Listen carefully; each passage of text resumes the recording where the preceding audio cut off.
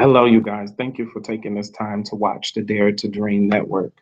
You guys, I've really, truly been working today, doing multiple videos and what have you. I actually have one more video to do, maybe directly after this, um, and I'll be discussing. Um, I forgot my topic. See, that's terrible. um, I don't even remember my topic. Oh, creating multiple streams of income. So yeah, I'll be creating another video directly after this. If you're watching this as a live stream, um, stay posted or stay closely knitted to my Twitter account because you'll see the live link as it is being posted and when it comes out. So you can watch live, you can comment, you can ask me questions and so forth as I'm recording, and that's always fun. So I just want to thank you for tuning in. And I just wanted to talk briefly about a new hobby that I created for myself and that I've been doing. And it's called, I'm calling it book thrifting. Um, I started this years ago. And I think, honestly, ever since I've um, invested in Amazon or made purchases from Amazon, I've been participating in this culture. But it hasn't been till recent years that I looked at it in a different way. And actually I discovered this thought by accident because I've invested in Amazon, and I'm trying to condense the story into as short of a term as possible. But this, I purchased a book from Amazon, and it was in like the clearance of books or something like that. And a lot of people don't like buying used books from Amazon, but I can tell you from over maybe 8 years, close to 10 years of experience buying books on Amazon, that I have never received a book that I felt like I wanted to return or I wanted my money back. I've never received that. Even one or two books that had markings in it or something highlighted or something, the book was in pristine condition. Um, Having said that, I noticed in one of these books that I bought, it was a book on marketing, and it had information in it that said it was sold by Goodwill or whatever. So when I opened the book and I went through it, I was like, wow, well, the book was in pristine condition. It looked literally like brand new. Like whoever read it probably read it in a short time frame and passed it on. So having said that, it jarred my mind to think, well, I pass by Goodwill all the time. On occasions for things that I don't want to buy brand new, um, I get out of Goodwill. And I have several other hobbies, and I've been considering doing videos about my thrifting habits. But that's non-important right now. What I have gained from my thrifting hobby is books that add value to my life. And I talk about that a lot in my blogs and in my videos. I personally believe that people should invest in themselves and in materials and things that's going to build them up as an individual and make them better. And so book thrifting is a way that I do that. And generally, how much does these books cost? In most cases, a penny. If you're shopping online through Amazon, it's usually a penny. It doesn't get any better than that. A penny, and you pay for the shipping. And then there's the Goodwill and the thrift stores. And I have never paid no more than $5 for a book. And as a matter of fact, you know how you go into a store and they have those card readers and so forth, and you have to charge a certain amount in order for it to be any type of profit in your account. So I was in a thrift store in Georgia in the Tucker area, and it's called Malcolm. Thrift and Consignment. And shout out to Malcolm, Thrift and Consignment. I'm giving you a shout out. I purchased a book there. Um, Dave Ramsey. We've all heard of Dave Ramsey, and it's the Total Money Makeover. And it was the only thing in the store that I wanted. I did see a few other books, but I did not have the time to make the decision if I wanted them or not. And so I can honestly say, as far as movies and things that I've seen in their books, that store definitely has good value of stuff. And this was one of them for me. I actually had this book before, and it was damaged and lost in a flood, as well as like hundreds of other books that I had collected over the years. And this is a replacement, and I was able to do that for $5. And as you can see, it's like brand new, not a stain or nothing. There's a piece of paper in there. It's not mine, but it's mine now. That was the only thing that was in the book, and this is value added for me to my life.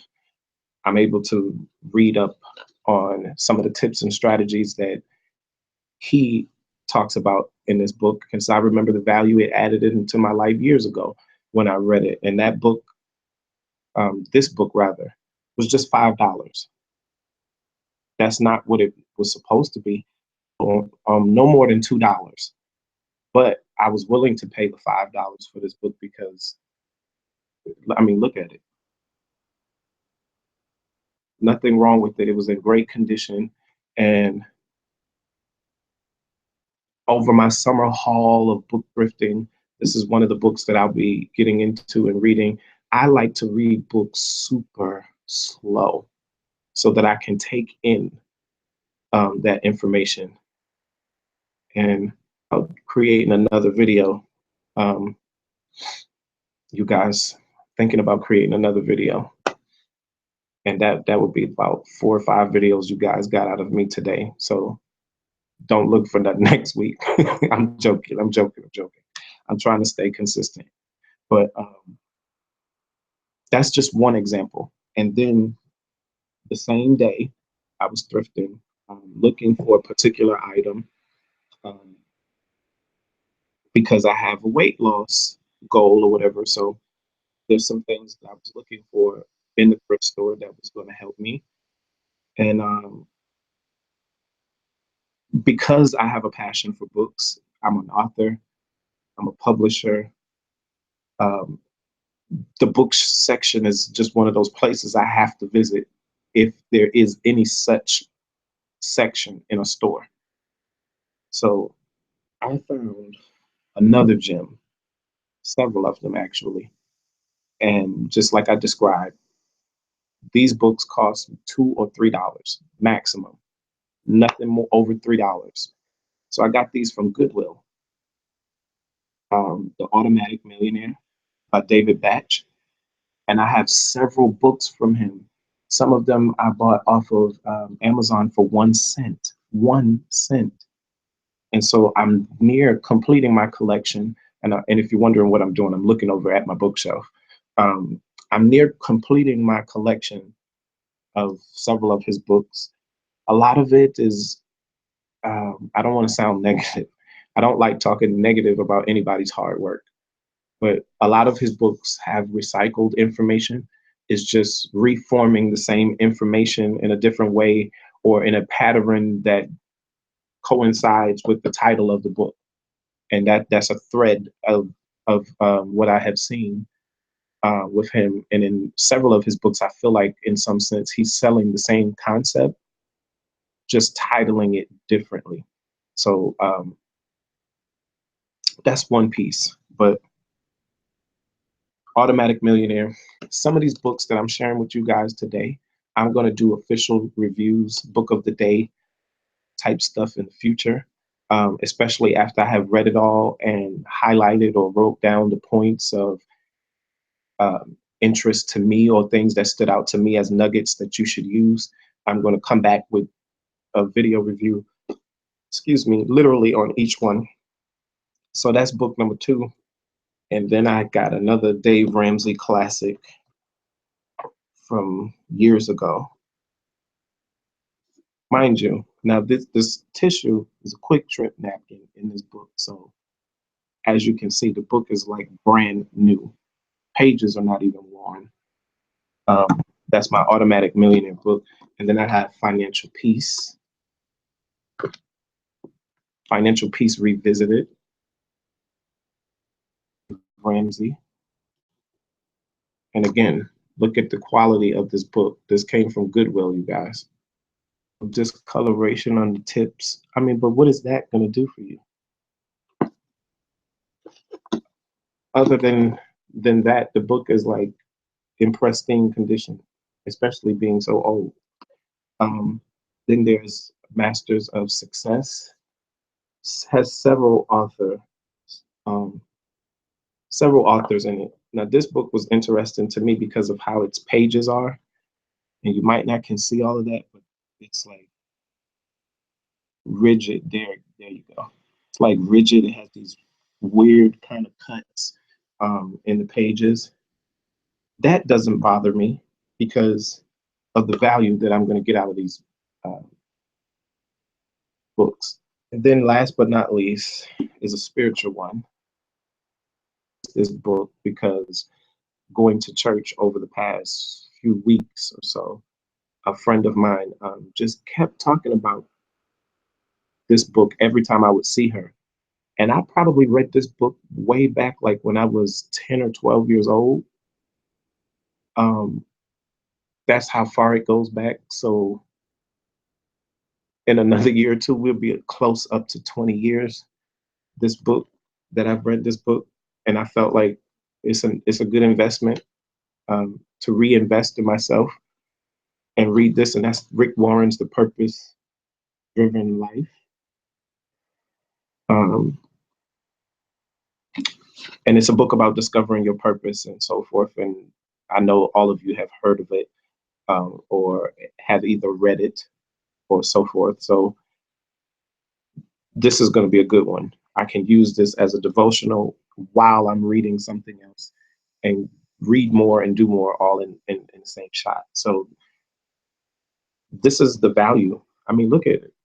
It's just not nothing wrong with this book for $3, $2.97, something like that at Goodwill. So these are good habits.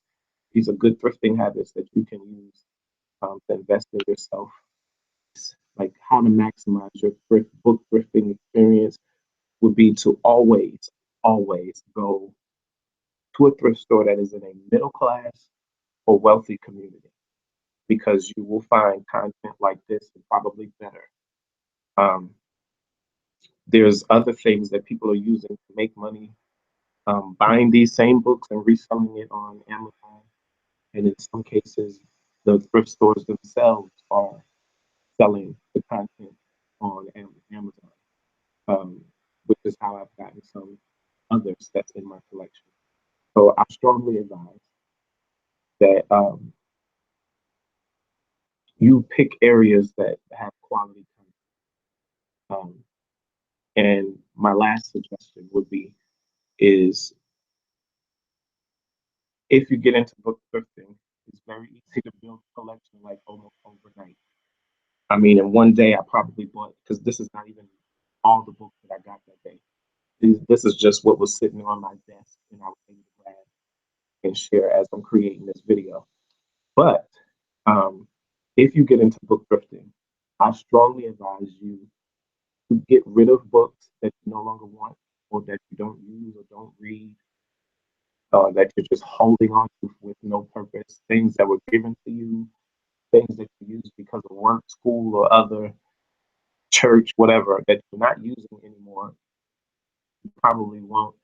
Go ahead and get rid of those, donate them to the Goodwill or some other organization or book organization for men and women that are incarcerated. Those are all good, projects to invest in. I strongly suggest you do something like that. Yes, giving it to a Goodwill that you frequent um, that doesn't have the content that you like to see there. And I always feel like if you make an investment in something, um, it'll come back to you. Sometimes we shop and go places and do things, we don't see stuff that we want. And I haven't had that problem. I've donated to Goodwill several times over the past few years. And it seems like I reap that reward of finding things that I actually need or want when I return. So it's just a good practice, spiritual practice that you can use in your book thrifting. Give away your videos, your CDs, your books, your content, stuff you're not using no more, and make room for the new things that you're having in your life. And if none of that is something you're interested in, my last suggestion would be take some of those books and give them or gift them to people in your life, coworkers, friends, classmates, people at your church, a neighbor, you know, someone who has an interest in the topic, and just give it away. Make that investment in someone else because it's going to be life changing both for them as well as yourself. So I'm hoping that you guys thoroughly enjoyed this video. I'm going to come back in the future with reviews from my book haul and thrift. I just so can't wait, you guys, to tell you all the things that I feel is a standout um, key point that I've read out of this material. I can't wait to tell you through the preponderance of thought um, and shifting paradigms in my mind, share with you what my mind has developed, how I have grown, and all of that through this experience. So, if you guys want to be a blessing and help me in one of my biggest projects and causes, visit my website, www.caregiversglobal.org, and help me with my mission for the homeless, raising funds for the homeless for my foundation. So check that out. And if all else fails, Google me and you'll see other content. The name of my organization is Caregivers International. The website is caregiversglobal.org.